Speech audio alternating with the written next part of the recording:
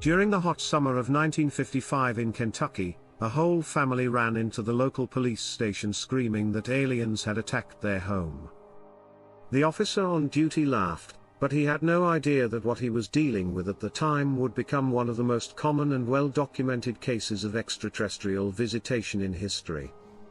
Kentucky is known for its beautiful green pastures and world-famous bourbon, but for some, the bluegrass state is also home to many myths and legends, as well as some scary paranormal and supernatural events. The hillbilly beast is said to be one of the oldest.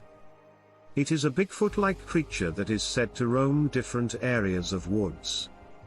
Then there is the pope-like creature, also known as the fish-veal goat man.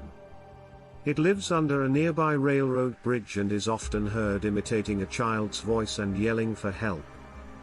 Those who go out to find out what's going on are later found dead or go missing. One of the less well-known legends is about the little white men of Kentucky. This may be related to the case we're about to talk about, which we'll talk more about in part 2.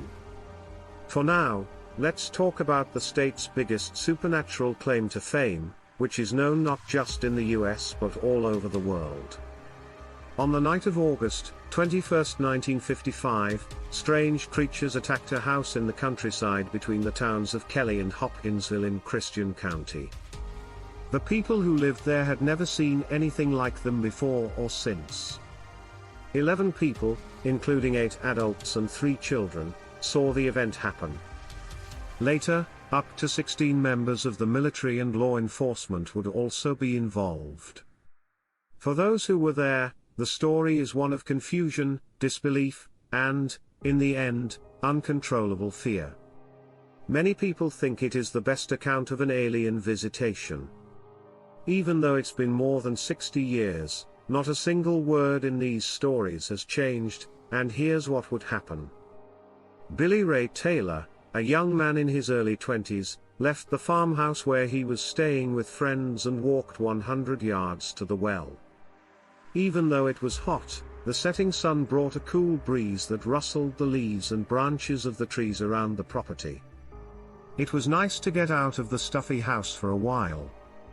He and his wife, June, were taking a much-needed break from work to see friends over the weekend.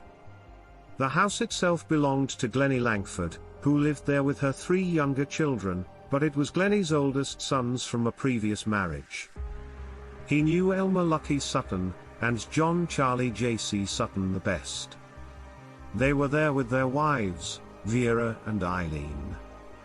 Opie Baker, Eileen's brother, also ate with the group. There were 11 people, including himself, sitting in the parlor. When Glennie said that they were out of water, it was no surprise that the air became heavy with heat and moisture. Billy Ray was the first one to offer to go get some more. As he trudged to the back of the property, he stopped for a moment to take in his surroundings. He looked beyond the trees, where the shadows were getting longer and the darkness was getting closer. He knew that the woods around him gave him privacy and a sense of being alone. As he threw the pail into the well, he thought that maybe one day he would be able to buy a piece of land just like it. When the bucket hit the water, there was a quiet splash, and as Billy Ray worked to get it back, he looked up at the orange light of the setting sun. He was surprised when his attention went somewhere else. He suddenly saw a round metal object in the sky above the property that was shining in the last bits of sunlight. It looked like it was falling quickly across the sky in an arc, leaving a trail of different colors behind it. He had never seen anything like it before. It had no wings or other features that could be seen, and it made no sound at all. It disappeared behind some trees about a half-mile away. Then, there was a dull thud, and Billy Ray knew right away that whatever it was, it had just crashed and picked up the pail. He ran back to the farmhouse and told everyone there that he had just seen a spaceship. There was a moment of silence before everyone laughed so loudly that it was hard to hear. The group thought that this was probably just another one of Billy Ray and Lucky's jokes on each other, but Billy Ray wasn't laughing. In fact, He seemed really upset by what he had just seen, and when his friends realized he wasn't joking, they tried to convince him he had seen a meteor or shooting star, not wanting to let it go or dismiss it. So, Billy Ray asked Lucky to go with him to the well so he could show Lucky where the spaceship had crashed and see if there was any smoke or other sign that something was still out there. Darkness was getting stronger and stronger. The two men looked at the skyline for 10 minutes. In the dark, it was hard to see anything, but there were no smoke columns to be seen anywhere. He didn't know what to make of his friend's story, but as they walked back to the house, it was clear that something had shaken him. The sound of a branch snapping caught their attention all of a sudden. It came from somewhere out in the tree line. They saw a dim light near the ground, but it wasn't bright enough to be a flashlight. It might have been a lantern, but they couldn't tell for sure. They watched as it got closer and closer, and it wasn't until it was only 20 feet away that they realized something was very wrong. They couldn't believe what they were seeing, but it looked like they were looking at a small humanoid with short, skinny legs and long, skinny arms. Its large, saucer-shaped eyes that lit up in the dark were, however, the thing that stood out the most.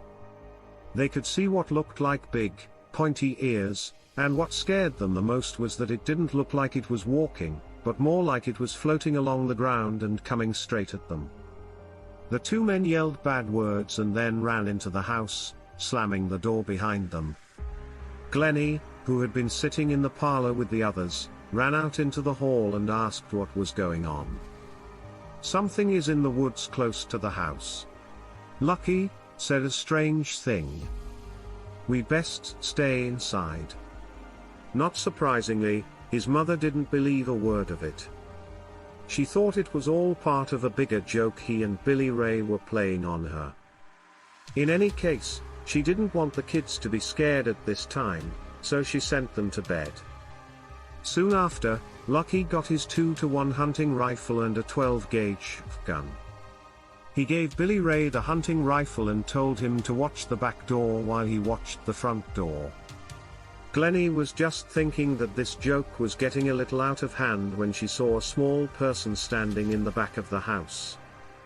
Billy Ray heard her scream, which was so loud that it made his blood boil. He immediately aimed his .22 and fired. The bullet went through the screen door's mesh and seemed to hit the strange creature. It fell backwards with a metallic rustling sound and ran quickly into the trees, but it didn't look like it was hurt. Billy Ray felt better when the creature ran away, so he went out onto the porch and pointed his gun at the woods. When all of a sudden, what can only be described as a thin hand with long claws reached down from the porch roof and grabbed his hair. He was standing behind Eileen, and she pulled him backwards into the house. Then Lucky went outside and pointed his gun up toward where the hand had been. When the gunshot went off, another creature fell off the roof with the same metallic rattle and hopped into the woods. Also, he didn't look hurt. Once everyone was back inside, J.C. got his 20-gauge shotgun and joined the others.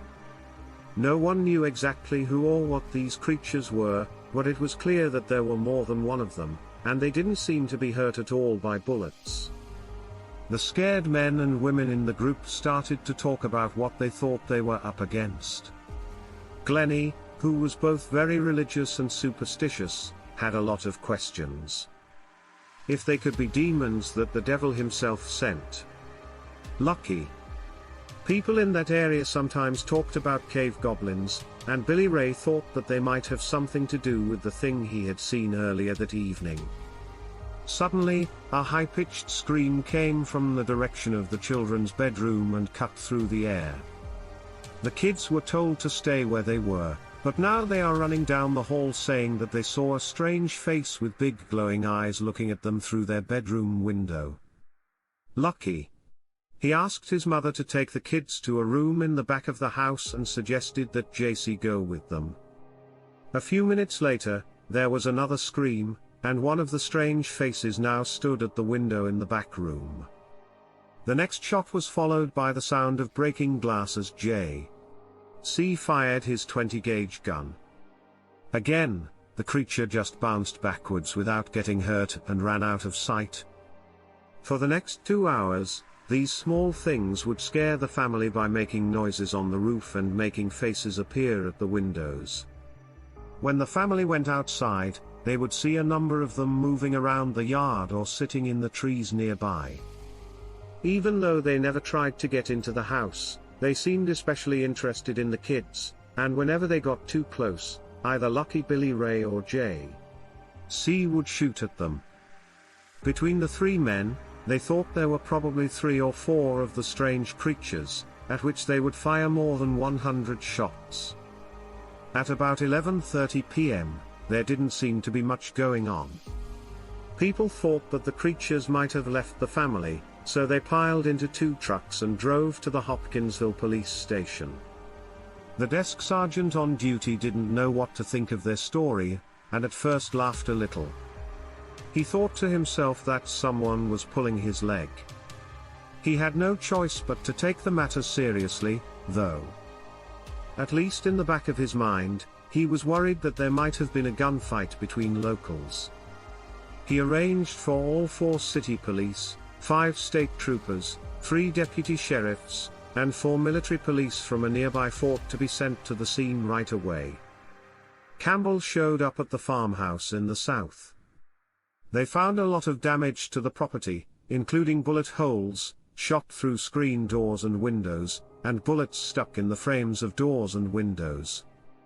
There were also a lot of empty shell casings lying around the house. It was clear that something important had happened, but a more thorough look around the property didn't show much. One officer saw something glowing in the trees far away, but when they looked in that area, they didn't find anything. Officers found a strange-looking stain where Lucky had apparently shot one of the beings, but there was nothing there to collect or test. The creatures, whatever they were, seemed to have left. The family was talked to for a long time, and they all told the same story about what happened that night. They also gave descriptions of the things that had attacked the farmhouse that were eerily similar. Some of their neighbors said that they had seen strange lights in the woods and thought that the Suttons were looking for one of their pigs that had gotten away. They would also hear the gunfire, and at the time, they thought that the people were trying to scare away a bobcat that was bothering their animals. Still, after hours of searching without finding anything, the officers decided they had done all they could and left the scene. The next day, neighbors went to the Sutton house to check out the rumors that were going around town after the incident. They were surprised to find that no one was there. As things turned out, Glennie woke up at 3:30 a.m. and looked out the window to see one of the creatures' faces looking at her. The strange creatures came back during the night, but as soon as the first rays of sunlight appeared on the horizon, they left again. The family and their guests weren't far behind. They were so scared they couldn't believe it, so they left in their trucks and wouldn't be back for a while.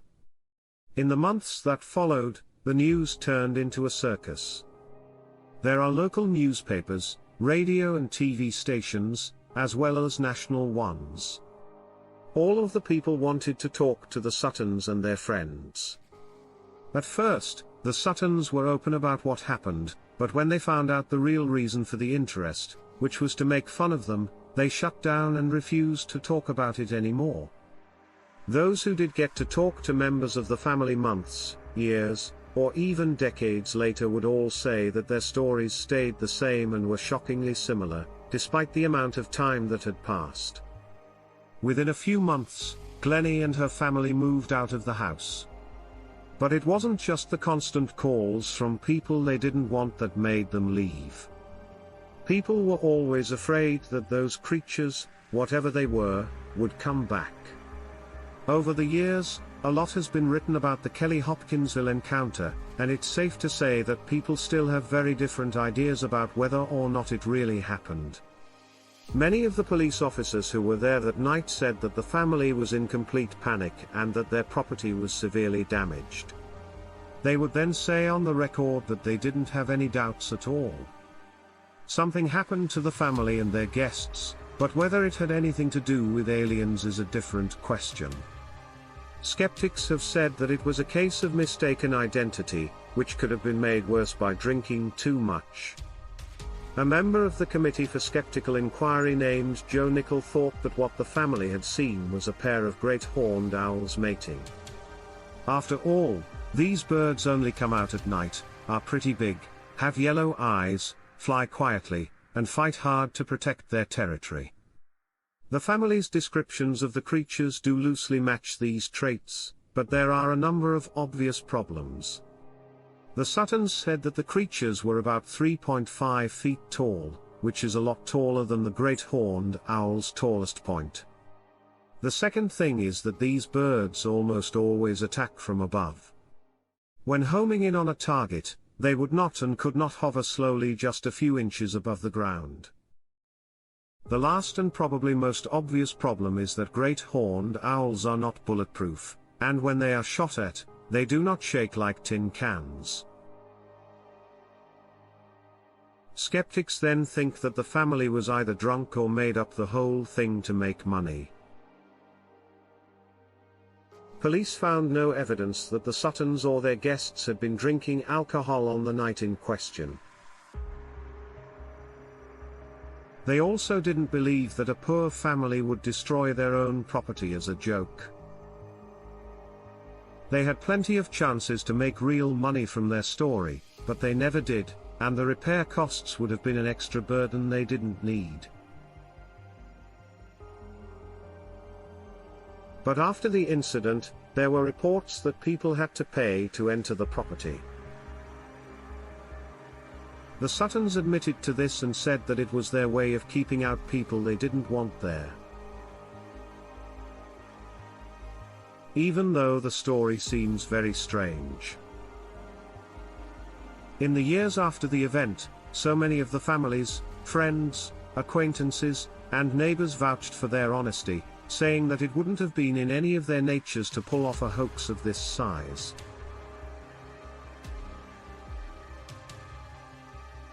None of them wanted to be in the spotlight, and they all avoided fame and money. They have always said that they were unwilling victims of something they didn't fully understand and that the less they had to do with it, the better. As it turned out, a little-known case that happened in the spring of 2012 seemed to back up Sutton's story, leaving the rest of us wondering if the Kentucky Goblins were back. Hello. My name is Dr. David Christie. I got your contact information from a mutual friend who told me that you are a good person to look into strange problems. I also think you might be interested in these events for reasons other than the money I'm willing to give you, so that these problems can be fixed. I've been living in a rural home on the border of West Virginia and Kentucky for the past 6 months. Every night, creatures that I've come to believe are from another planet attack my family. These beings look like they are about the size and height of a small child. They have big, oily eyes and mouths with no lips. They scared my kids when they looked in through their bedroom windows and chattered to each other. In the middle of the night, they try hard to get into my house. They took my dog last month. The police wouldn't help anymore because they thought the problem was caused by wild animals. They sent my complaints to the State Game Commission. I think they are coming from an old mine that is right next to my property. Even though I'm armed, I'm too scared to go into the mine by myself. I can't get any friends who care about me to come with me, and I don't blame them. I'm sure that the only way out is to blow up the mine. I think this is a place where we can both help each other. If you are willing to help me with this, I can give you permission to record and document these events as long as you don't tell anyone. I can also promise you proof that these creatures are not wild animals. Please answer quickly. Thank you. What you just heard was an email sent to Greg Newkirk, a paranormal investigator at weekandweird.com, on April 22, 2012. At first, people thought it was just a simple joke or hoax. Dr. David Christie would send Greg 4 emails over the course of a few months before he seemed to vanish off the face of the earth, never to be seen or heard from again. This first contact would be the start of one of the most interesting cases in recent history, which would keep coming back to haunt the people involved over and over again for nearly a decade and counting.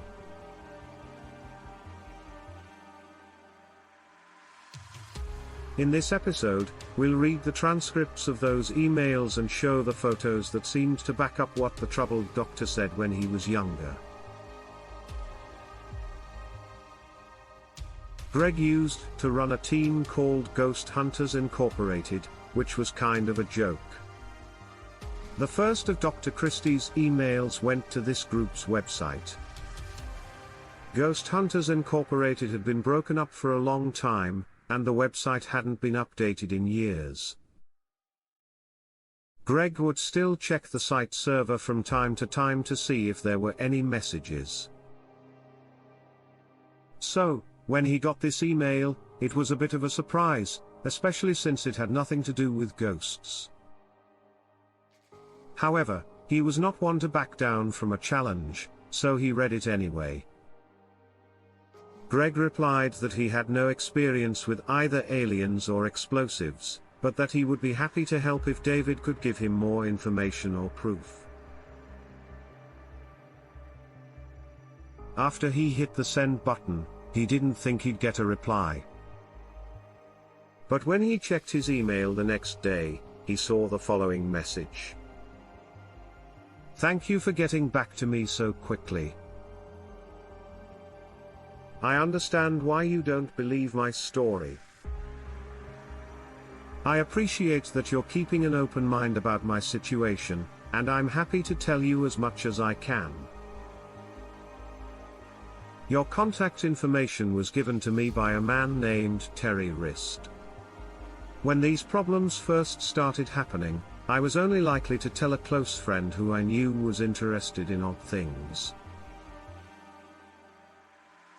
He offered to talk about my worries with a man who had been through something similar in the past. I took him up on his offer. In about a week,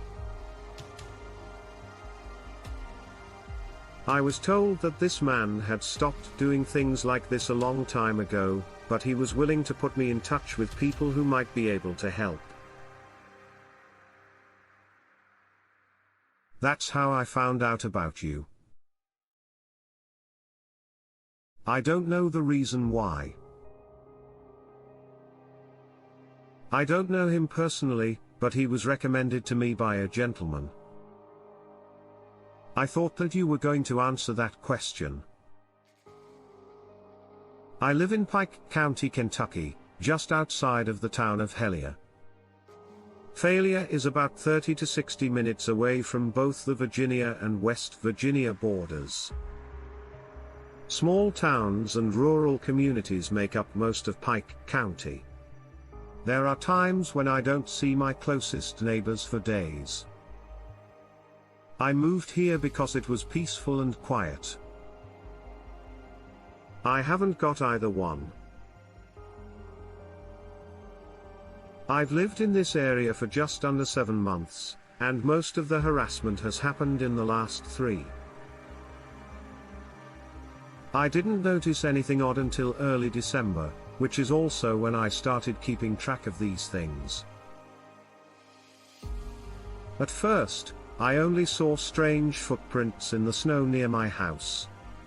At first, I thought they were from some kind of animal whose footprints looked a lot like human footprints, but without the hell.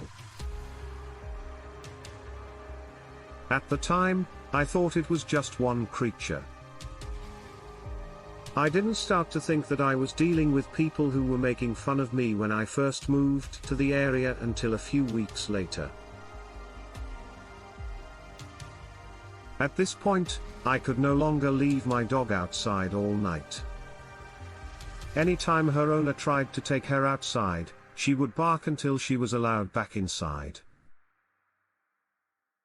In the weeks leading up to this night, I had woken up to find my shed doors open, many of my kids' toys missing or moved, and my yard in general a mess. I had already told the police what was going on, and they were making it clear that they were not interested in my case unless someone was hurt or a large amount of money was stolen.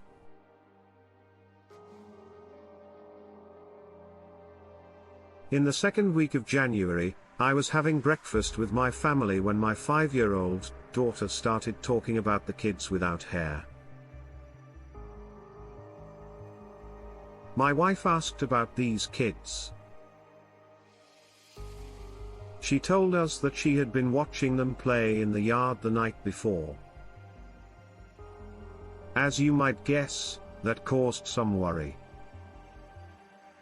I asked my daughter to describe these children. She told me that they had no clothes on and were bald like Grandpa.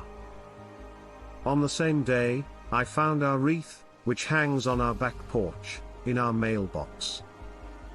The next day, I bought and put up motion-activated floodlights, and the problem went away for a while. Our daughter didn't tell us that the bald kids had come back until the end of February. I woke up when I heard my daughter screaming.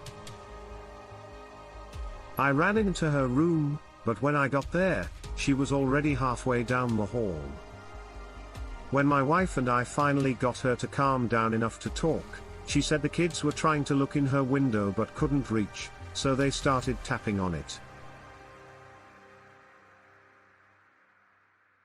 She hasn't slept in her own room since that morning. When I called the police for the second time, they finally sent a trooper to our house after hearing from me twice.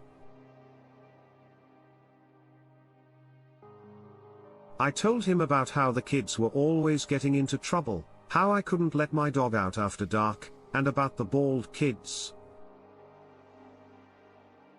When we saw that the ground had been moved right under my daughter's bedroom window, the officer told me in no uncertain terms that we were dealing with an animal, and that I should call the Game Commission instead of wasting their time.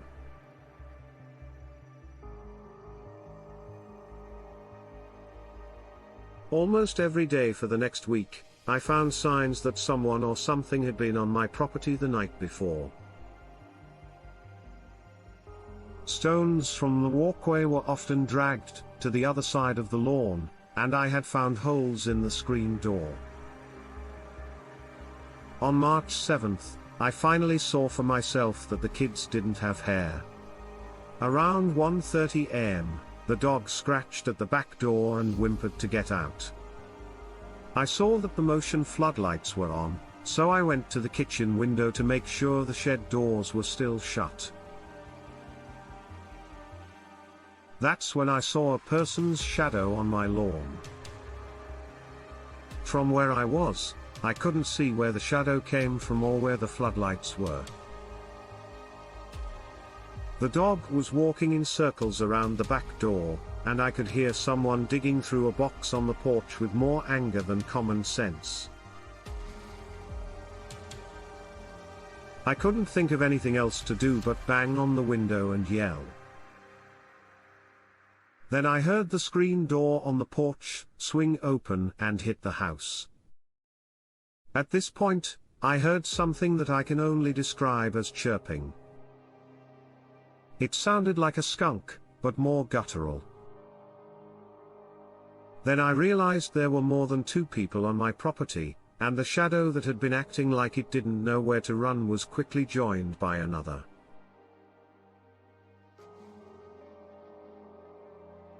For a moment, I watched the shadows talk to each other. Then, out of the corner of my eye, I saw a small humanoid figure standing in the flower bed just to the bottom left of my window. It had sickly pale skin, was hairless, and stood about 4 feet tall. It was looking into the shadows and seemed to have come from the left side of the house, opposite the porch, but it didn't seem to have seen me. Its face had no features except for 2 big, round eyes that looked a lot like a bird's eye in shape and color. It had a small slit for a mouth instead of a nose. It didn't look like its mouth moved when it chirped. Instead, the sound seemed to come from its throat. It was definitely not a wild animal, and it was even less likely to be a child. I was too scared to move, so I just stood there and watched as the creature hopped over to the others and they all ran into the woods on the right side of my property. There had to be at least 5 people in the group.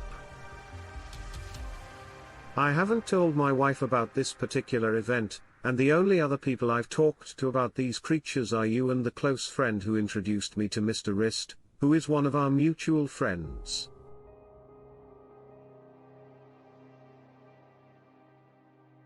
I'd rather keep things that way and handle this problem as quietly as I can.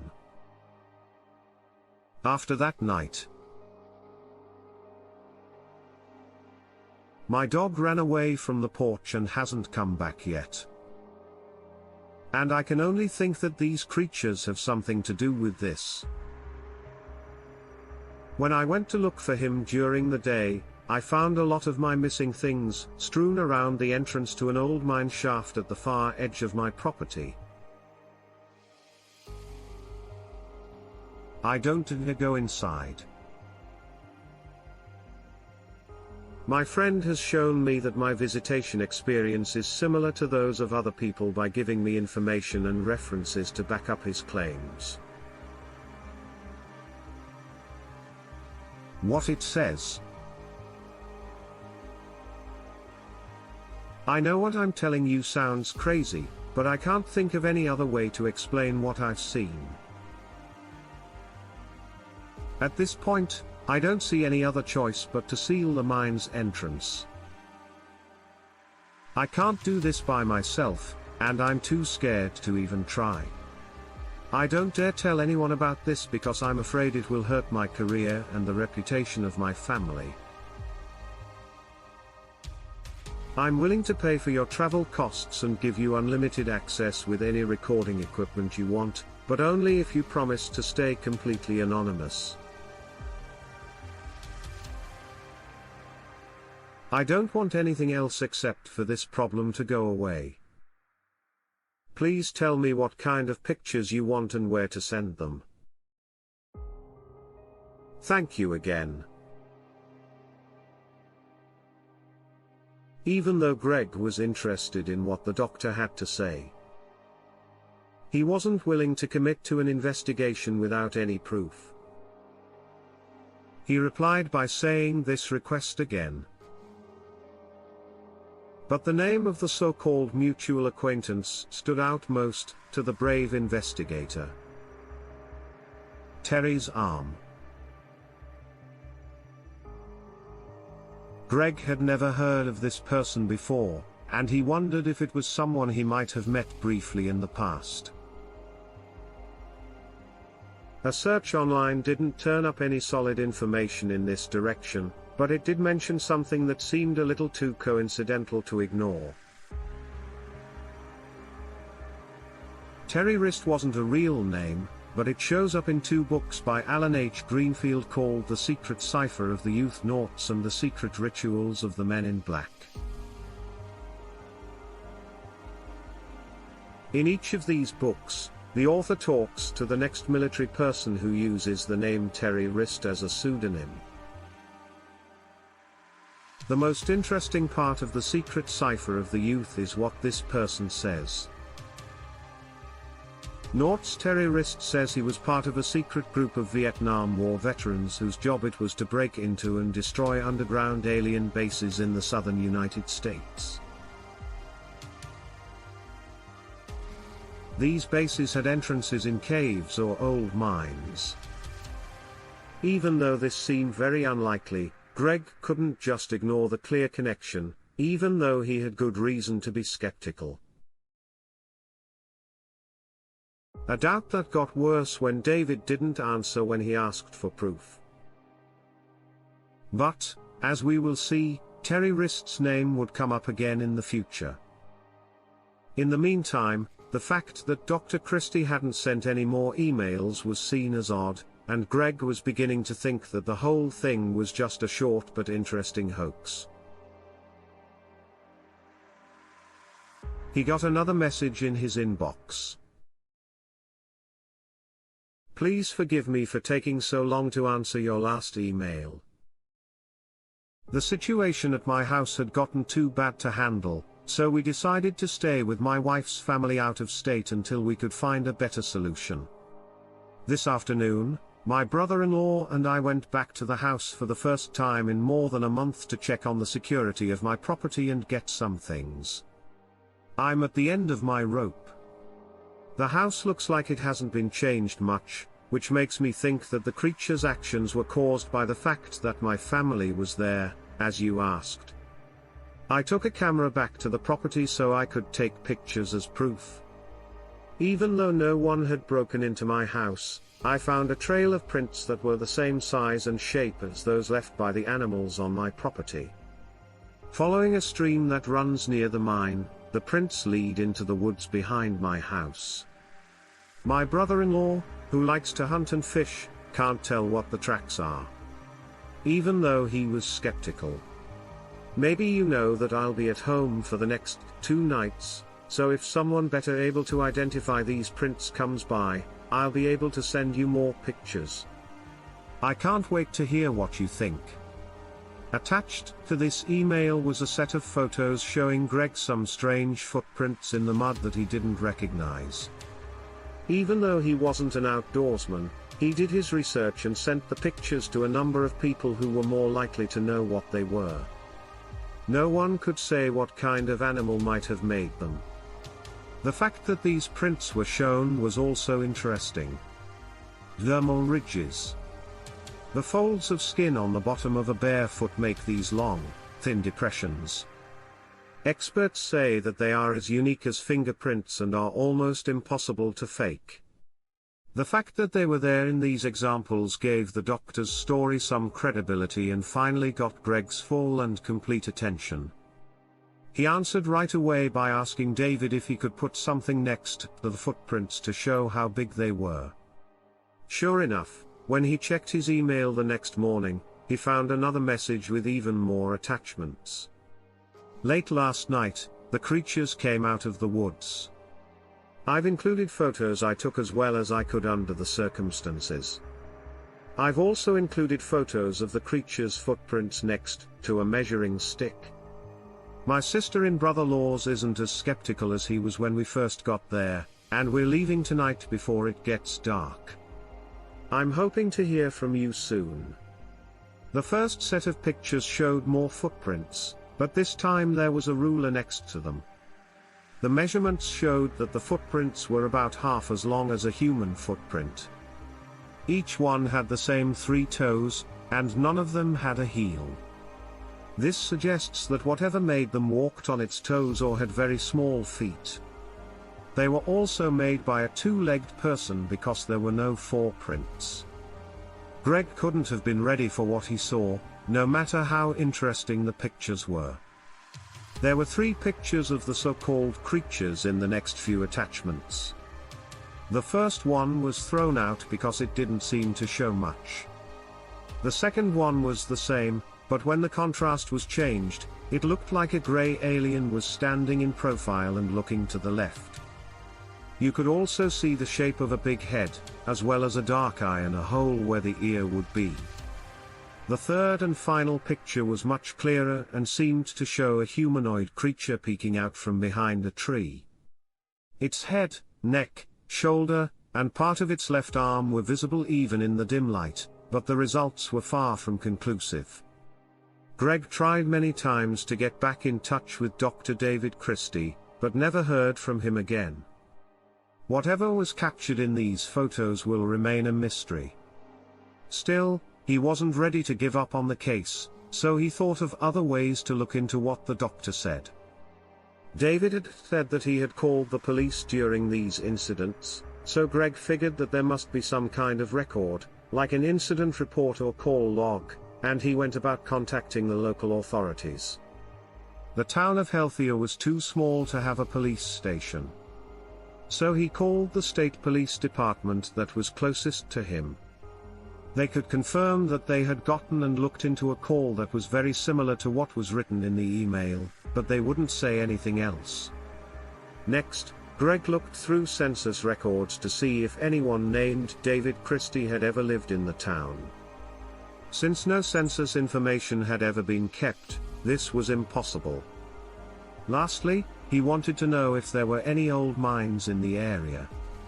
He looked at government records and found that there were dozens of them in a small area. Also, a lot of the properties had streams that ran through them. Another thing that the doctor's emails had talked about. All of these details seemed to fit together, but there wasn't enough proof to give a specific address. And David had never said anything more about this. As the days turned into weeks, and the weeks into months, and Greg never heard from this man again, he reluctantly put the case on hold and decided to focus on something else. During the second half of the year, he and his wife, Dana, were very involved in the filming and production of Planet Weird's strange documentary web series. They did a lot of research and preparation for an experiment that was to be done in that series. Greg and Dana went to North Carolina to see Brown Mountain. Brown Mountain is home to the well-known Brown Mountain Lights, which are often seen in the area and have nothing to do with the case of Dr. Christie. During filming, one of the couple's friends and co-workers mentioned that he knew of a nearby cave that was said to be the entrance to an underground alien base and asked the couple if they wanted to see it. They agreed, of course. Greg and Dana didn't find any entrances to alien bases, but they did find a huge boulder that didn't fit in with its surroundings and seemed to be blocking a passageway that led into the cave's deeper parts. Even though this was interesting, it wasn't very conclusive. If terrorist hadn't sent another email 5 months later, the whole thing would have been written off as a funny break from filming. The following message showed up in Greg's inbox on February 4, 2013. Why did you stop so close to your goal? I want to give you something. Greg thought someone was playing around 1 week as soon as he saw something strange. After all, he had made a public post about David Christie's emails and the connection to terrorist on weekendweird.com, but he had left out most of the personal details. Then, exactly a week later, another email from Mr. Wrist would put this suspicion to rest. Hellier was just one of the signs. Still in the third order, the ink and black are on their own. I always remember that when a door is shut, a window must be open, and now that the door is shut, the window is open. Use the figures. This email had a picture of what looked like an old piece of paper with a string of 16 numbers written on it. The fact that the person who sent this email specifically mentioned Hellier set off alarm bells in all of his posts right away. Greg had never said what the town's name was. Only a small number of people knew this. People Greg could trust completely. But this wasn't even the scariest part of the message. At first, no one could figure out what the 16 numbers in the picture meant.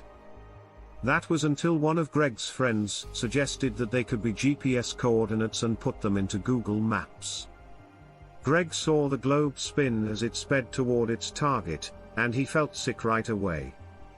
It led right to the supposed entrance to the underground base that he and his wife had been to 5 months before. Again, only a small number of people knew about this. At the time, there were only a few camera crew members and Greg and Dana's co-worker with them. Even these people didn't know all the details of the Julia case. How did this person know so many things? Even though it's possible that all of Greg's emails came from the same person. How would that person have known that he went to Brown Mountain and, more specifically, where he went there? Something about this message didn't make sense. Reason enough. Greg and his wife were both very worried about what it could mean. He found out that there was a lot more to this mystery than he had first thought. This led him to come up with his own ideas about what had happened. It's hard to ignore how much David's case is like the Kentucky Goblins case from 1955. Both took place in rural Kentucky, and in both, small creatures that looked like people scared a family. Even though the more recent case happened over a longer period of time than the Kentucky Goblins, who only showed up for a short time. Greg wonders if these two things could have been the same thing. Even though there are some big differences between the two descriptions, he thinks they might be mechanical rather than biological. For example, what the Suttons thought were big ears on the so-called goblins might have been a removable part of a helmet or headset. Kentucky has a lot of old coal mines and cave systems, as do many of the states close to the hills and mountains that run off the Appalachian Trail. Strangely, strange creatures have been seen in both places that look similar to those seen in Kentucky. These things happen often enough that they have become part of a local legend called the Little White Men of Kentucky. In 1990, one of these things was seen. A 14-year-old named Donald Patton was playing on the land that his family owned in eastern Kentucky. He had spent the afternoon throwing rocks in a boulder field at the back of the property, which was on a small hill. There were also a few outbuildings nearby, and a wooden fence around the land. Eric, his cousin, usually went with him, but Eric wasn't there that day. It's close to 7 p.m. just as the sun was going down, Donald sat down on a rock to rest. His father came out of the house at the bottom of the slope and yelled, "You boys, get back in here. It's getting late." Donald started walking down the hill toward the house right away, but Eric's father kept shouting, "Get down here." Donald asked his dad why he was calling out to his cousin and telling him that he had been playing alone up on the hill. Who were the two people standing behind you? If his father had asked later, he would tell his son that he had left the house. He looked behind him and saw two small children who looked strange. They were between 3.5 and 4 feet tall and wore all white. They came after he called out. The two people ran straight behind one of the outbuildings. They were standing there and looking right down your shirt collar. He told his son that there are many other stories about similar creatures. Greg wonders if the Kentucky Goblins incident in 1955 might have been the start of this thing that people say is happening. He thinks that an alien spaceship may have crashed on Earth and that the people inside took shelter in the caves and old mines that dot the landscape of Kentucky, where they still live to this day. What's interesting is that there was an old mine not far from where the Suttons lived. Could this have also been the place where the so-called goblins went away? There is also the idea that these creatures may have been here for a long time and may not be from another planet at all, but are instead from Earth. In other parts of the US South, the Hopi tribes told stories about the Ant People, a race of humanoid creatures that lived underground in huge caves. The pictures they made of these things look a lot like the typical grey alien from UFO lore. So, what should we think about the email that Dr. David Christie sent? Was he really a man who was being attacked by these things? Or was everything just a clever trick? As with the Kentucky Goblins case, there isn't a lot of proof, so people will still have different ideas. Greg never heard from him again, or from the person who said he was Terry Wrist. And the last time anyone talked about the case was 4 years ago. Planet Weird made a 5-part documentary called Hellier in 2019 that told the story of Greg and Diana's attempts to find either the property where this happened or Dr. David Christie himself. This documentary can be seen on YouTube. There is a link to it in the video's description.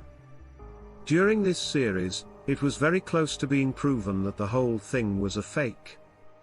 At one point, the investigation team realized that they might be able to find the doctor's physical address by following the IP address linked to his messages.